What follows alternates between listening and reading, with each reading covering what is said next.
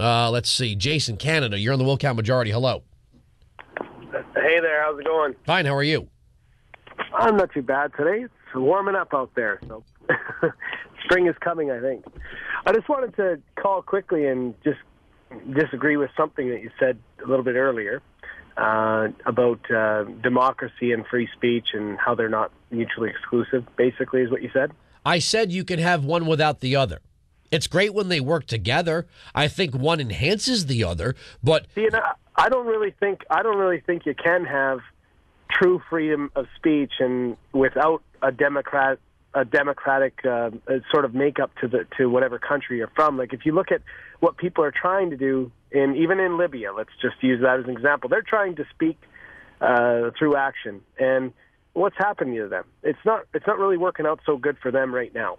And I just think that to have that sort of sentiment is sort of wrong. Like we need to have some give and take on both sides to make free speech truly work. Right, but what I'm saying is if you had a benevolent dictator that allowed for free speech, you would have free speech without democracy in that you would have a dictator.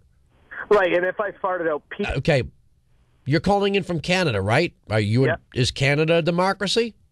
Yep. Can I get hired by a radio station governed by the CBC and say whatever's on my mind? I would think you could, yeah. No, you can't. You absolutely can. You can't.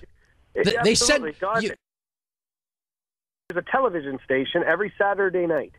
It's called CBC as well, and Don Cherry goes on there every Saturday night and says whatever the heck he wants. Nobody says anything. All right, Don Cherry saying things like, you can't win a game if you don't put the biscuit in the basket is not criticizing government. I know who Don Cherry is. He used to host Hockey Night. Don Cherry criticizes the government every day, and he's very pro-troop, and he's very pro-policeman,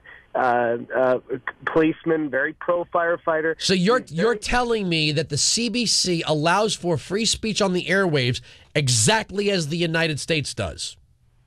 I would say that the CBC is probably the most place in Canada, as opposed to, say, CTV, which is a private corporation, which isn't bad altogether. I think that in Canada we have more fair media than there is down in the States. Like when I look at, and actually if you look at the BBC, that's even more fair. I don't think that there is such a thing. The BBC in England?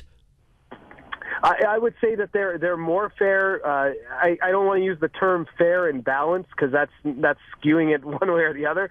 But I think that if you look at the States with their corporate-run media, it's not really fair either way, and you can't really say what you want. And I'm surprised. Wow, you really absolutely have no idea what you're talking about. As a professional in the industry,